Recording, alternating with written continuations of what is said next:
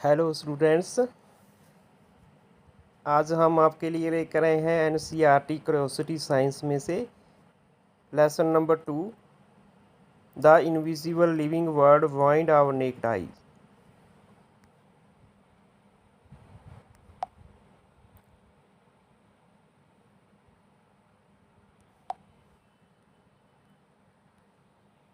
Dear students, इस lesson में ना हम जैसे ये लेसन के मीनिंग से हमें पता चलता है, टाइटल से। टाइटल का मतलब है द इनविजिबल लिविंग वर्ल्ड, मतलब कि जो हमें जीवन की दुनिया है, वर्ल्ड है, वो हमें दिखाई नहीं देता।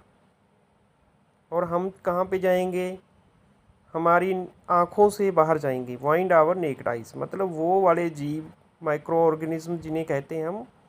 माइक्रो का मतलब होता है वो छोटे, जिनका साइज मतलब माइक्रो में रहता है। Micro means very small that can not be seen by naked eyes. तो उन्हें हमने देखने के लिए, अगर हम उसको इन्वेस्टिगेट करना है, देखना है, तो हमें किसकी ज़रूरत पड़ेगी? किसी इंस्ट्रूमेंट की ज़रूरत पड़ेगी। तो उस इंस्ट्रूमेंट का नाम है माइक्रोस्कोप। तो उसकी सहायता से हम इन्हें देख पा सकते हैं। तो ये लेसन सारा उन्हीं जीव के बारे में है जो हमें सीधी आँखों से दिखाई नहीं देता, हमें नंगी आँखों से दिखाई नहीं पड़ता, बट उन्हें देखने के लिए हमें किसी इंस्ट्रूमेंट की ज़रूरत पड़ेगी। तो लेसन से पता चल रहा है the invisible living world behind our naked eye. बच्चों चलो शुरू करते हैं। Have you ever wondered what you might see if the invisible world around you become visible? क्या तुम्हें कभी ये हैरानी होगी?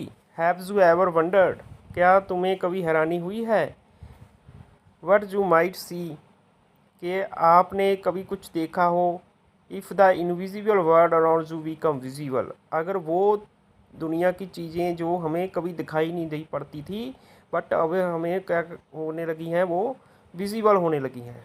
You become visible. तो ऐसी आपको हैरानी होगी तभी, है ना। तो वो बहुत हैरानी वाली बात होगी, जो चीज़ें हमें दिखाई नहीं देती, मतलब उनका साइज़ इतना छोटा है और उसे हम देख नहीं पा रहे हैं, बट वो हमें दिखने लग जाए। ठीक है बच्चे। How do you think your observation of this hidden word might change the way you think about size? और आप क्या सोचोगे इस ऑब्जर्वेशन के बारे में, जब आपको ये छुपा हुआ हिडन वर्ड, दुनिया जो है छुपी हुई है, आपको दिखाई नहीं पड़ रही, हिडन वर्ड है, वो आपका सोचने का तरीका बदल दें। कैसे?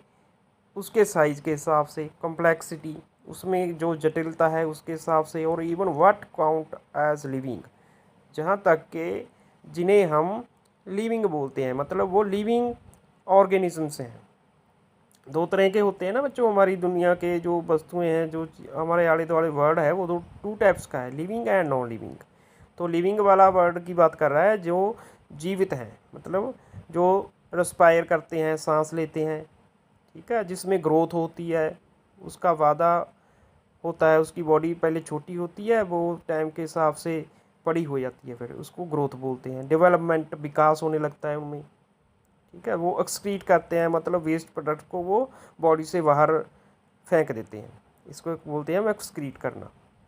तो उनमें ये सारी चीज़ें होती हैं, मतलब वो रेस्पायर भी करते हैं, वो एक्सक्रीट करते हैं, वो ग्रोथ, वो न्यूट्रिश फूड लेते हैं, और उसके बाद वो रिस्पॉन्स भी देते हैं स्टिमुली को। ठीक है बच्चे। तो ये सारी चीज़ें मिलके हमें किसी भी वस्तु के बारे में बता देती हैं कि ये लिविंग है या नॉन लिविंग है। तो लिविंग की कैटेगरी में सारे जीव जंतु, सारे प्लांट्स आ जाते हैं। ठीक है बच्चे। नॉन लिविंग में आपको पता ही है, जो हमारी वस्तुएं हैं वो सारी नॉन लिविंग है। तो ये एक मोटा मोटा सा हिसाब है कि लिविंग और नॉन लिविंग वर्ड का। ठीक है बच्चे, ये आपने छोटी क्लासों में भी लर्न किया होगा। आगे बढ़ते हैं बच्चे। Have you thought how these tiny living beings interact with each other? आप कभी सोचे हो कि ऐसी छोटी छोटी लिविंग बीइंग्स हैं, जो जीव जंतु हैं, जो बहुत छोटे हैं, टीनी, टीनी मीन्स बहुत छोटी, तो वो इंटरेक्ट कैसे करते हैं एक दूसरे से? Share your questions. आपने क्वेश्चंस को शेयर करो, उसको साझा करो किसी के साथ। ठीक है बच्चे, तो ये इंट्रो थी बच्चों इस पार्ट लेसन की, लेसन नंबर 2 की, जो 8th क्लास का है, NCERT केमिस्ट्री से। ठीक है बच्चे, हम इसके अगले नेक्स्ट पेज पे चलते हैं।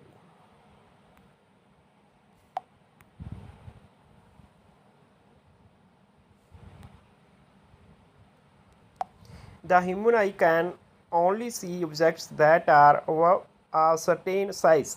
तो मनुष्य की जो आँख है, बोल रहा है ह्यूमन आई है, वो देख सकती है सिर्फ वो चीज़ें, वो objects, only see objects that are above a certain size, जो कि किसी खास साइज के होते हैं, उससे अबव होते हैं, मतलब उनसे ज़्यादा होते हैं। उनसे नीचे वाली जो साइज़ हैं उसको ह्यूमन आई डिटेक्ट नहीं कर पाती, वो उसे हम देख नहीं सकते। For a long time many tiny things around us remained unknown. तो बहुत लंबे समय तक, फॉर ए लॉन्ग टाइम, बहुत सारी छोटी छोटी वस्तुएं, टीनी थिंग्स थी जो अपने चारों तरफ थी। अराउंड अस मीन्स वो हमारे चारों तरफ थी। रिमेन्ड अननोन, उसके बारे में हमें कोई जानकारी नहीं थी, वो उनसे हम अनजान रहे। रिमेन्ड मतलब रहना, और अननोन मतलब उनसे हम अनजान रहे थे। Long ago people discovered that a curved piece of glass could make small things look bigger। तो बहुत समय पहले, लॉन्ग एगो, लोग, पीपल ने ये खोजा था, डिस्कवर किया था कि कोई भी कर्व्ड पीस हो किसी भी ग्लास का, तो वो छोटी छोटी चीज़ों को बड़ी दिखा सकता है। Could make small things look bigger. तो बच्चों देखो, ये लेंस की बात कर रहे हैं, समझ रहे हो आप।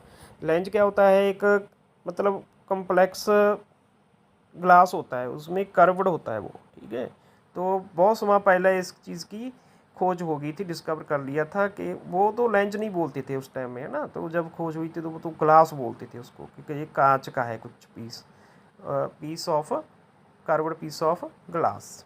ठीक है बच्चे, उस टाइम तो ये ग्लास ही बोला जाता था। तो वो जब उसके थ्रू देखते थे ना, तो वो मैग्नीफाइंग ग्लास रहता था, तो चीज़ें बड़ी हो जाती थी। आज भी ये रहता है, मैग्नीफाइंग ग्लास बोलते हैं उसको। उसमें जब हम देखते हैं ना, तो छोटी चीज़ें बड़ी दिखाई देने लगती हैं। ठीक है बच्चे, the piece of glass was shaped like lentil seed. तो उसको ऐसे शेप किया जाता था जैसे लैंटिन सीड हो। तो एक प्लांट है बच्चों लैंटिन, उसके बीज जो रहते हैं ना, उस शेप के ये जो पीस थे ग्लास के, ऐसे बनाई जाती थी। थिक इन द मिडल, वो मिडल में तो मोटे रहते थे, and thin at the edge, hence they called it a lens. वही बात देखो, मैंने बिना पढ़े आपको पहले बताई कि ये इस वजह से इनको लेंस बोलने लगे, दे कॉल्ड इट लेंस। तो वो मिडल से तो मोटे रहते थे, साइड से वो थिन रहते थे। ठीक है, बेलनाकार में। Over time lenses were improve to become more powerful. समय के साथ साथ ये लेंस को और सुधार हुआ और ये बहुत पावरफुल बन गई। पावरफुल मतलब वो और भी छोटी चीज़ों को देखने के जोगे हो गई। Each new tool from simple magnifying glass to microscope. तो हर नया टूल, नया जो भी उसमें कोई पुर्जा बना, वो क्या बन गया, सिंपल मैग्नीफाइंग ग्लास। तो उसको मैग्नीफाइंग ग्लास बोलते थे हम। ठीक है बच्चे, वो साधारण सिंपल मैग्नीफाइंग ग्लास थे, और उससे वो माइक्रोस्कोप की शेप में चले गए। माइक्रोस्कोप देखो, वो डिवाइस है जो हमें छोटी वस्तुओं को बड़ा दिखाने में मदद करता है। A device used to see very small objects making them large. तो उसे हम माइक्रोस्कोप बोलते हैं। Helped human see what their eyes could not. तो ये मदद करने लगे ह्यूमन आई को, मतलब मनुष्य को, ये हेल्प करने लगे कौन, माइक्रोस्कोप, जहाँ लेंसेज जो उन आँखों को दिख नहीं पा रहे थे, सकते थे, जो वो देख नहीं सकते थे, could not see. The invention of the microscope opened a fascinating hidden world filled with teeny living creatures। तो जो ये इन्वेंशन थी, ये नई खोज थी माइक्रोस्कोप की, उसने नए रास्ते खोल दिए जो बहुत हैरान करने वाले थे। The investigation of the microscope opened a fascinating hidden world. तो उसने वो दुनिया जो छुपी हुई थी, हिडन वर्ड था, वो उसको बहुत हैरानी के साथ उसको ओपन कर दिया। मतलब हम अब उस हिडन वर्ड को देखने के लायक बन गए। With tiny living creatures. तो उस दुनिया में कौन है, बहुत से लिविंग क्रीचर हैं जो बहुत छोटे हैं, टीनी हैं। We will explore some of these life forms in this chapter. इस लेसन में हम इन छोटे छोटे लाइफ फॉर्म के बारे में, जीवन के बारे में, जो भी जीव जंतु हैं उनको हम एक्सप्लोर करेंगे, उनको हम विस्तार से देखेंगे। नेक्स्ट पैराग्राफ बच्चों, you have already learn about the amazing variety of living beings. आपने पहले ही शायद लर्न कर रखा होगा कि बहुत ही अद्भुत अमेजिंग वैरायटी है ऑफ लिविंग बींग्स की, मतलब बहुत वैरायटी के यहाँ पे लिविंग बींग्स रह रही हैं। Just look around, there are so many beautiful plants and animals. आपने क्या करना है, चारों तरफ सिर्फ देखना है। जस्ट लुक अराउंड, जहाँ पे बहुत ब्यूटीफुल प्लांट्स हैं, एनिमल्स हैं। They are of all shape, sizes and colour. वो अलग अलग शेप के हैं, साइज उनका अलग अलग है, उनका कलर भी अलग अलग है। Some living beings are tiny high, others are really weak. कुछ उसमें ऐसे भी लिविंग बींग्स हैं जो बहुत छोटे हैं, और दूसरे ऐसे भी हैं जो रियली वीक हैं, बहुत बड़े हैं। They differ not only in their structure but also in many other features. उनमें बिखरेता है, डिफरेंट है कि ना तो सिर्फ वो स्ट्रक्चर्स में ही अलग दिखते हैं, बट उसमें मैनी फीचर्स भी अलग अलग हैं। उनके वो काम करने के तरीके, उनकी बॉडी की संरचना वो भी अलग अलग है। In many other features they are also differ. All these living beings whether plant और एनिमल्स आर कॉल्ड ऑर्गेनिजम्स। तो ये सारे ही लिविंग बींग्स, चाहे वो प्लांट्स हों चाहे एनिमल्स हों, वेदर प्लांट्स और एनिमल्स, इन्हें हम ऑर्गेनिजम्स बोलते हैं, मतलब जीव जंतु बोलते हैं। हिंदी में ऐसे बोलेंगे जीव जंतु। Have you ever notice that smallest organism around you.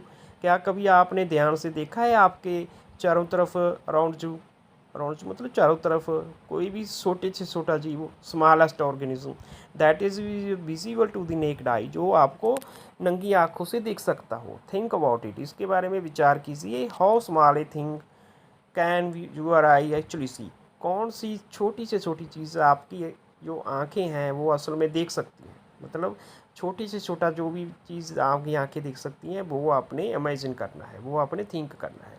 You might have seen some people using reading glasses. आपने किस लोगों को देखा होगा कि वो रीडिंग ग्लास का इस्तेमाल कर रहे हैं। How does it help them see better. ये कैसे उनकी मदद करता है उनको बढ़िया देखने में। Help them to see them better, ठीक है जी। तो वही मैग्नीफाइंग ग्लास को हम रीडिंग ग्लासेस भी बोल देते हैं। कई दफ़ा छोटे अक्षर होते हैं, कई बार बुक वगैरह में तो उनको रीड करना मुश्किल होता है। जैसे कुछ आपने देखा होगा गोल्ड स्मिथ्स होते हैं, सुनयारे जिसको सोने का व्यापार करते हैं, वो ना लोगो लगाते हैं जो सोने के गहनों पे, उसको फिर मैग्नीफाइंग ग्लास से देखते हैं। बहुत से ऐसे मतलब प्रोफेशनल्स हैं जो इसका इस्तेमाल करते हैं। और what happens when we use a magnifying glass to observe something. क्या होता है हमारे साथ जब हम मैग्नीफाइंग ग्लास को, मैग्नीफाइंग का मतलब रहता है बच्चे कि जो पावर को बढ़ा देता है, देखने की पावर को, ठीक है, तो वो बड़ा बनाता है ऑब्जेक्ट को, तो उसके हम मैग्नीफाइंग बोलते हैं, ठीक है। तो वो ऑब्जर्व करता है जब किसी चीज़ को, तो क्या उसमें होता है उसमें, ठीक है। What happen we use a magnifying glass. Activity 2.1 let us observe. आओ हम इसके बारे में देखते हैं कि हमें जब हम मैग्नीफाइंग ग्लास का यूज़ करते हैं तो उसमें क्या होता है। पहला बनाया है इसने, take a round bottom flask made up of glass as on figure 2.1, fill it with water. आपने क्या लेना है, एक फ्लास्क लेनी है, मतलब राउंड बॉटम हो जिसका, ठीक है बच्चे, जो ग्लास की बनी हो, कांच की हो, और जैसे फिगर में दिखाई गई है। फिल इट विद वाटर, इसको आपने पानी से भर लेना है। ये देखो, ये राउंड एक फ्लास्क ले रखी है इन्होंने पिक्चर में, राउंड फ्लास्क, इसको इसने पानी में भर लिया है। ये ऐसे गोल गोल रहती है, इसके ऊपर एक डंडी सी लगती होती है जहाँ से पानी निकालने के लिए और डालने के लिए स्पेस छोड़ा होता है, ठीक है बच्चों। Close the mouth of the flask with A cork. तो इसमें एक ढक्कन रहता है जिसको हम कॉर्क बोलते हैं, तो उसकी सहायता से इसको माउथ को हमने क्लोज कर देना है। जैसे हमारी पेप्सी की बोतल होती है, जो मतलब कोई भी ब्रांड हम पीते हैं ना, ठंडे वाला या पानी की बोतल, ऐसे ही इसके कॉर्क रहता है, उसको हम कॉर्क बोलते हैं। Now place the flask on the open book and look at the lighter through it. अब आपने उस फ्लास्क को अपनी खुली हुई किताब के ऊपर रखना है, मतलब पढ़ने की कोशिश करनी है, ठीक है। और उसको हमने look at the letters through it. अब इसके राही द्वारा आपने लेटर्स को देखना है। देखो पिक्चर में भी दिखाया गया है, पहले जो लेटर हैं देखो वो छोटे छोटे किताब में नहीं दिख रहे। जब हमने वो फ्लास्क भर के पानी के साथ उसके ऊपर रख दिया ना ग्लास का, तो हमें देखो आसानी से दिख रहे हैं सारे लेटर्स इसमें। ये देखो माइक्रो इफ सब हम रीड कर रहे हैं आसानी से, तो वैसे हम नहीं रीड कर पा रहे हैं, ठीक है बच्चे। तो do you notice something interesting, क्या आपने कुछ दिलचस्प नोटिस किया है इसमें? Letters appear larger when see through the flask. जब हमने इस फ्लास्क के थ्रू देखा तो हमें लेटर्स ज़्यादा बड़े दिखने लगे, appear larger. This happens because the flask filled with water can act like a magnifying glass. ये क्यों होना शुरू हो गया? But by this happen because the flask filled with water, क्योंकि पानी से भरी हुई फ्लास्क एक्ट करने लग गई लाइक अ मैग्नीफाइंग ग्लास। तो एक मैग्नीफाइंग ग्लास की तरह वो एक्ट करने लगी, तो एक मैग्नीफाइंग ग्लास ही बन गया वो बच्चों, ठीक है। Now use a real magnifying glass to look at small organisms. अब आपने असल में कोई मैग्नीफाइंग ग्लास लेना है, मतलब अब ऐसा प्रयोग नहीं करना है जैसे फ्लास्क वगैरह से किया है। अब आपने असल वाला जो मैग्नीफाइंग ग्लास रहता है उसका इस्तेमाल करके छोटे ऑर्गेनिज्म को देखना है। कैसे ऑर्गेनिज्म? आंट को, जैसे कि एक आंट, लाइक एन आंट, जैसे आंट हो। Were you able to see the details of its body more clearly. क्या आप इसमें बॉडी जो रहती है ऐंट की उसको बहुत सफाई से देख पा रहे हो, उसकी डिटेल्स को, कि उसके आइज़ हैं, जैसे उसका माउथ है, वो सारा कुछ देख पा रहे हो आप? For a long time people were curious to explore the tiny organism around them. बहुत लंबे समय से जो लोग हैं वो ये जानने के लिए बहुत क्यूरियस थे कि उनके जो चारों तरफ ऑर्गेनिज्म है, छोटे ऑर्गेनिज्म हैं, उनको वो मतलब उसके एक्सप्लोर कर लें, वो उसके डिटेल को जान लें। But they could not see them with their necked eyes. But वो उनको नंगी आंखों से नहीं देख पा रहे थे। So how did they we finally discover the invisible world. तो कैसे हम आखिर में ये दुनिया देखी है जो हमें नहीं दिख पा रही? Do you know which scientist discovery help us see the tiny world for the first time. क्या आप जानते हो कि वो साइंटिस्ट कौन था जिसने ये डिस्कवरी की थी और हमारी सहायता हुई, हेल्प अस, कि हम ये छोटी दुनिया को देख पा रहे हैं? पहली बार में जो साइंटिस्ट ने हमें इसमें डिस्कवरी की थी उसके बारे में क्या आप जानते हो? नहीं जानते तो बच्चों हम आगे इसको रीड करेंगे, उसमें बताया गया है सारा, ठीक है। Next page.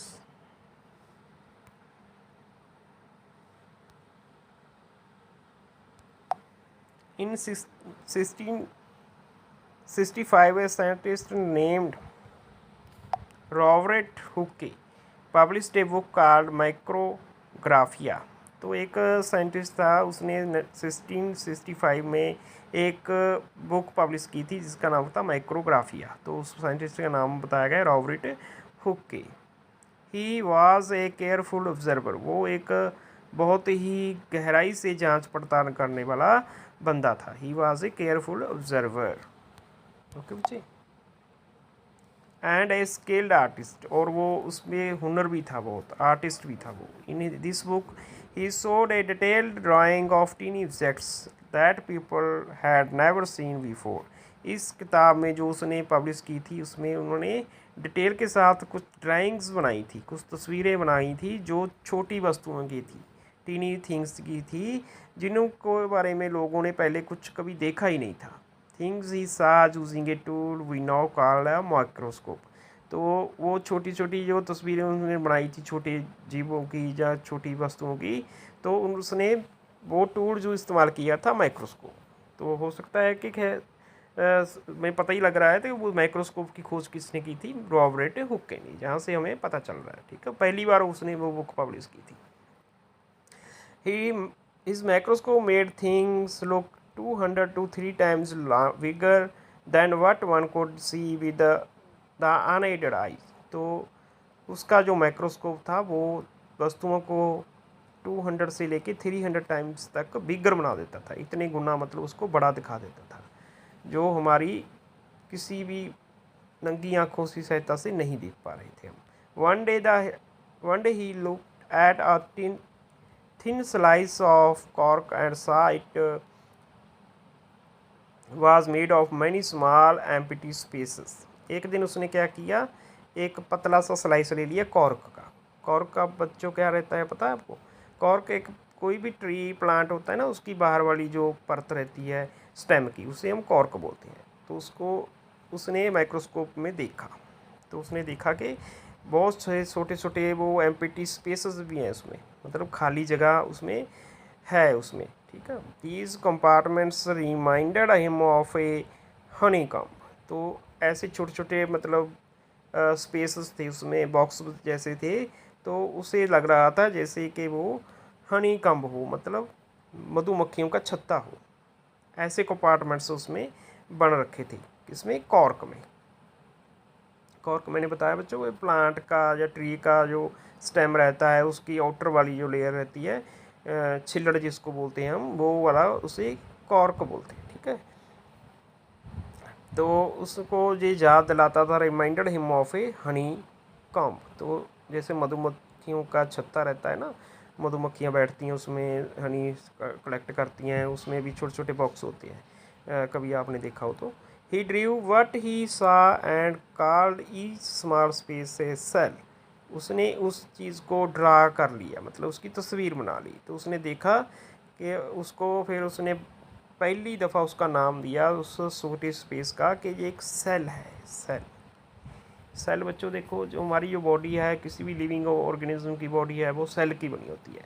स्मेल सबसे छोटा पार्ट है हमारी या किसी भी लिविंग ऑर्गेनिज्म बॉडी का, ठीक है। तो पहली बार सेल जो टर्म थी, नेम था, वो भी रॉबर्ट हुके ने ही दिया था।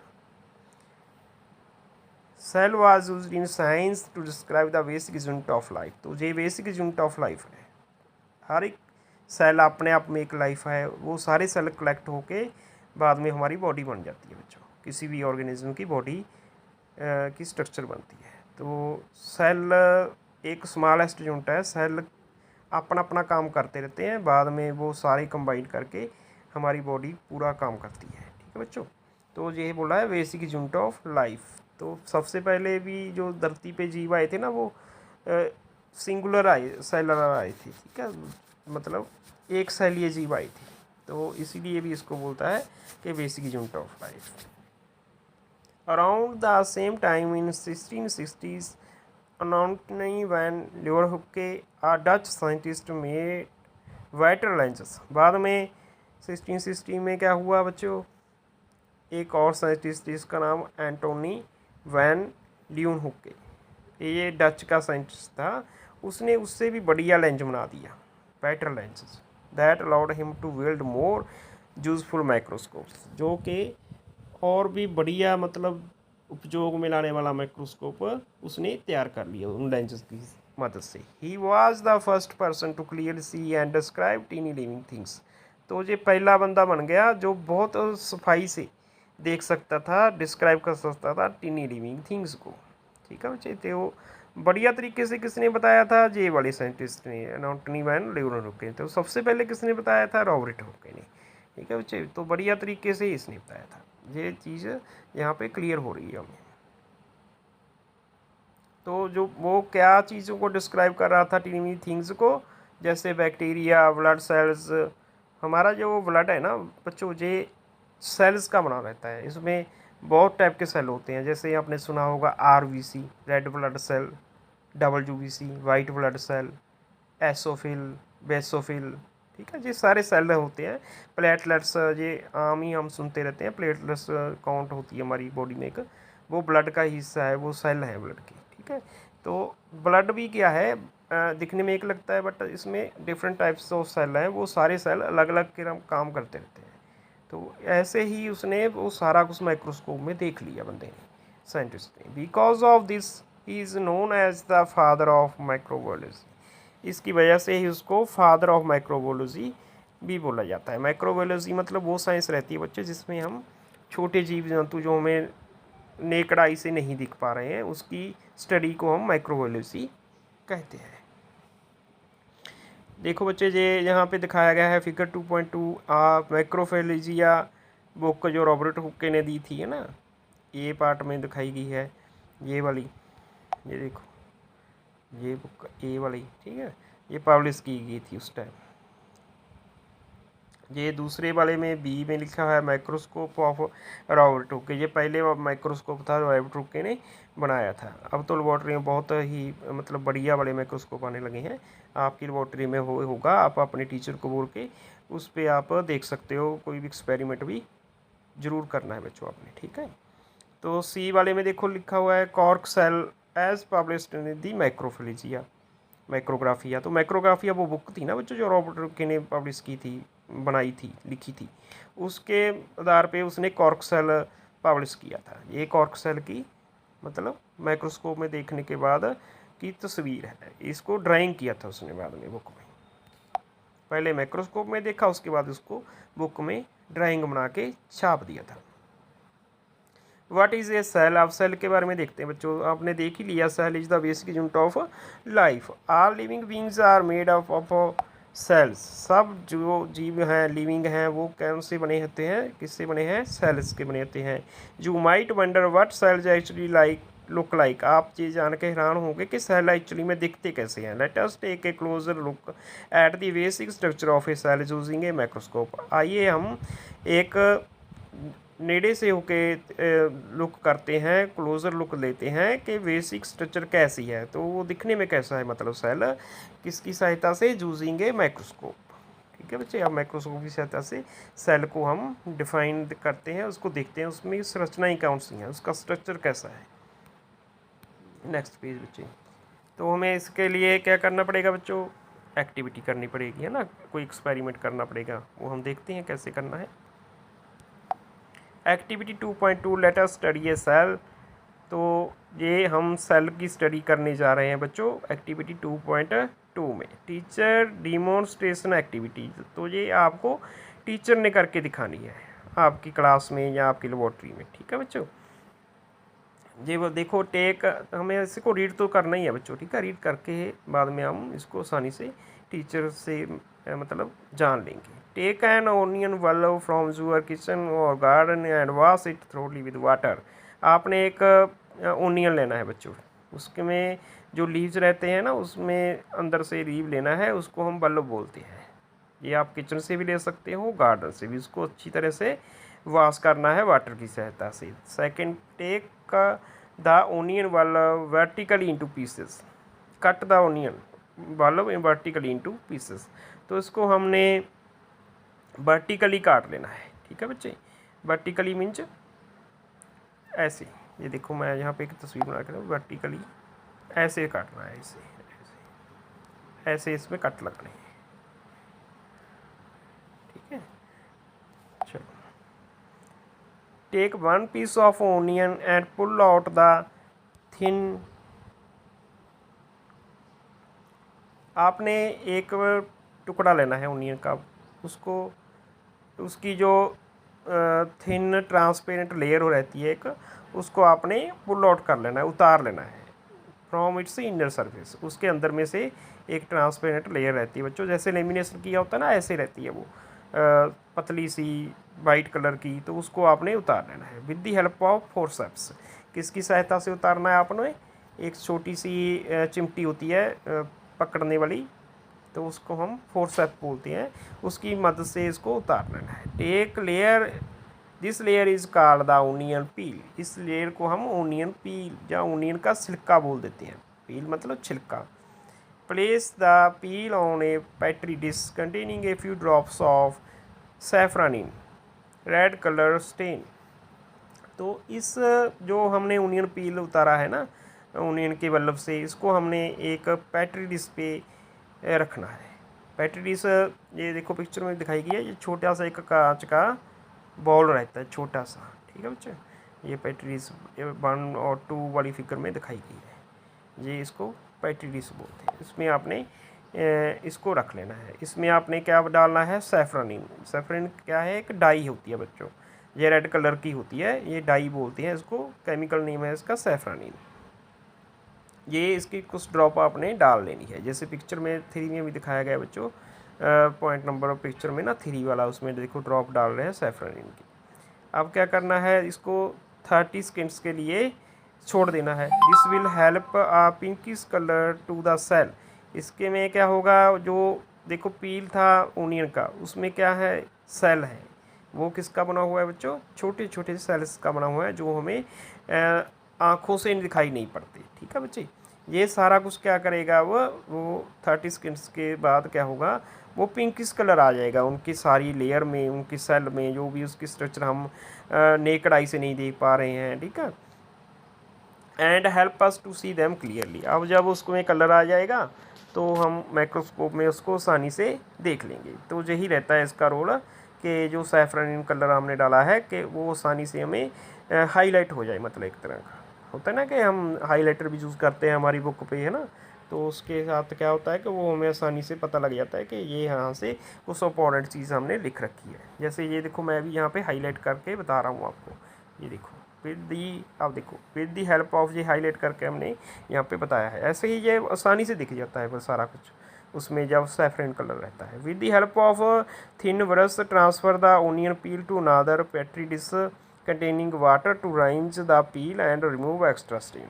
अब क्या करना है, एक छोटा पतला ब्रश लेना है आपने, उसको ओनियन पील को आपने किसी और पेट्री डिश, एक और पेट्री डिश लेनी है। जैसे ये पिक्चर में दिखाया गया बच्चों, पहले वाली दूसरे वाली 2 नंबर पे है ना, पहले वाली तो वो थी जहाँ पे हमने सैफरन कलर डाला था, दूसरी वाली वो है जब हमने सैफरन कलर नहीं डाला है, मतलब उसको ट्रांसफ़र कर दिया है नई पेट्री डिश में।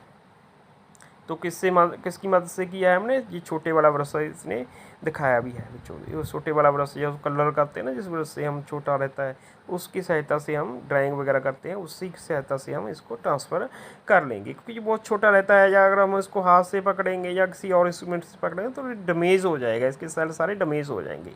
हमें तो दिखता नहीं है वो सेल है ना, तो वो डैमेज हो जाते हैं बच्चों ऐसे।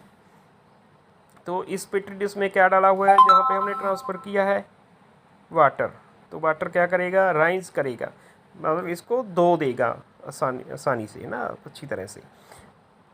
किसको धोएगा, द पील, जो हमने छिलका उतारा था ओनियन का, एंड रिमूव एक्स्ट्रा स्टेन। इसके में क्या होगा, वो एक्स्ट्रा स्टेन जो होगा वो रिमूव हो जाएगा। Now carefully place the stained onion peel on the glass slide using a thin brush.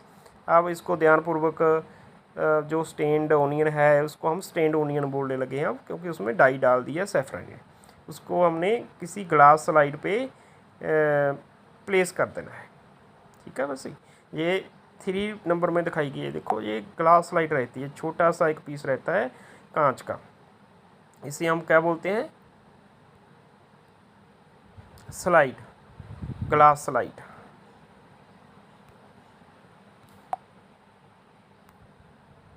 ठीक है बच्चे, आगे यहाँ पे हमने इसको रख देना है ग्लास स्लाइड पे, using a thin brush insuring it does not break और फोल्ड। वही चीज़ होगी ना कि ये यकीनी से हमने बनाना है कि वो डैमेज ना हो, वो फोल्ड भी ना हो, ब्रेक भी ना हो जाए कहीं। वो पील बहुत छोटा रहता है, नाजुक सा रहता है वो ना टुकड़ा। Put A drop of glycerine over the onion peel on the slide. अब स्लाइड पे जो हमने पील रखा है उसके हमने कुछ ड्रॉप्स डालें ग्लाइसरीन के। ये भी एक केमिकल रहता है बच्चों, ग्लाइसरीन। तो glycerine will prevent drying of the cells. Glycerine क्या करेगा, ग्लाइसरीन एक लेयर बना लेगा उसके ऊपर, जो उसको मतलब ड्राई नहीं होने देगा। ठीक है बच्चे, ड्राई होने से क्या होगा, उसके सेल डैमेज हो सकते हैं, तो वो हमें दिखेंगे नहीं फिर सेल, है ना। तो ग्लाइसरीन तभी डाला जाता है जब उसको ड्राई करने से हमने रोकना है। तो एंड इम्प्रूव क्लैरिटी, तो उसको ये साफ साफ दिखने में भी हमें मतलब इम्प्रूव करेगा उस चीज़ को। For better visualisation of cells, जो हमें सेल्स बड़ी ही बढ़िया तरीके से क्लियर दिख जाएँ। क्लियरिटी ऑफ और better visualisation of cell, visualisation मतलब किसी चीज़ को देखने की क्रिया। अगला पॉइंट बच्चों, slowly place A cover slip over the peel using a needle. अब एक अपने नीडल लेनी है बच्चों, ठीक है। नीडल होती है जैसे हमारी घर में होती हैं नीडल्स, ऐसे ही, ठीक है। उसको धीरे से उसके ऊपर जो पील था ना हमने रखा था स्लाइड के ऊपर, उसके ऊपर आपने कवर स्लिप डालनी है। कवर स्लिप भी एक छोटा सा कांच का टुकड़ा रहता है। ये देखो, ये पिक्चर में भी दिखाया गया है 5 नंबर वाली में, ये कवर स्लिप है बच्चों। ये उसी चीज़ को, स्पेसिमन को जो हमने माइक्रोस्कोप में देखना है, जहाँ पे स्पेसिमन क्या है हमारा ओनियन पील, तो उसके ऊपर ये कवर रख देती है, एक तरह का ढक्कन लगा देती है, उसको कवर कर लेती है, इसकी वजह से इसको बोलते हैं कवर स्लिप। ओके बच्चे, such that no air bubble get trapped. तो ये क्यों रखा जाता है, क्योंकि उसमें जो भी एयर है वो सारी निकल जाए बाहर, ठीक है। नहीं तो वो हो सकता है वो केमिकल रिएक्शन हो जाए उसमें और एयर उसमें ट्रैप हो जाए, है ना, तो वो सारे बबल ट्रैप हो जाएंगे, तो हमें बबल ही दिखेंगे फिर उसमें, तो माइक्रोस्कोप में तो सेल तो दिखेंगे नहीं। तो ये कवर स्लिप का रोल यही रहता है कि वो मतलब उसको एयर को बाहर कर दे सारी को। तो ये कांच की होती है, कांच की क्यों रहती है ये सारी चीज़ें, जो ट्रांसपेरेंट रहें। ट्रांसपेरेंट होने का क्या फ़ायदा है, वो आसानी से हमें उसके आर पार दिख जाएगा। क्या बच्चे, जो भी हमने इन्वेस्टिगेट करना है, जैसे हमने सेल की इन्वेस्टिगेशन करनी है ओनियन पील में, तो वो सारा आसानी से हमें दिख जाएगा, और लाइट भी उसमें पास हो सकती है आसानी से। तो सारा सामान जो है ना कांच का रहता है, ग्लास का रहता है। अगला देखो, use blotting paper two gently wipe off any extra glycine. तो एक पेपर रहता है बच्चों, कागज़ का होता है, वो ब्लॉटिंग पेपर बोलते हैं। उसकी मतलब क्षमता होती है कि वो कोई भी चीज़ को सोख लेता है, जैसे हमारे घर में पोछा रहता है पानी सोख लेता है, ऐसे ही वो ब्लॉटिंग पेपर का इस्तेमाल करते हैं साइंस लैब में। तो जो एक्स्ट्रा ग्लाइसिन रहेगी ना around the edge of the cover slip को सब, मतलब जो ग्लाइसिन रहेगी ना वो बाहर आ जाएगी कवर स्लिप पे, जो आप उसको कवर करोगे स्पेसिमेन को, ओनियन पील को, तो वो सारी उसको मतलब वाइप ऑफ कर देगा, उसको पोंछ देगा सारी को, जैसे पोछा लगाते हैं ना वैसे कर देगा, सारा साफ़ हो जाएगा फिर वो सारा area. Observe the slide under a microscope. अब आपने ये सारा स्लाइड को माइक्रोस्कोप में देखना है, जैसे कि फिगर में दिखाया गया है बच्चों। तो a simple fold paper microscope will sufficient. तो एक छोटा माइक्रोस्कोप जो आपकी लेबोरेटरी में रहता है वो ही उचित है, इसमें सफाइस है, मतलब वो सारा कुछ इसमें दिख जाएगा बच्चों। तो फिगर आपने कंपेयर करनी है 2.3 के साथ, जो भी आपने देखा है बच्चों। तो बच्चों आज के लिए इतना ही है, नेक्स्ट टाइम हम इसका सारा चैप्टर पूरा करने की कोशिश करेंगे।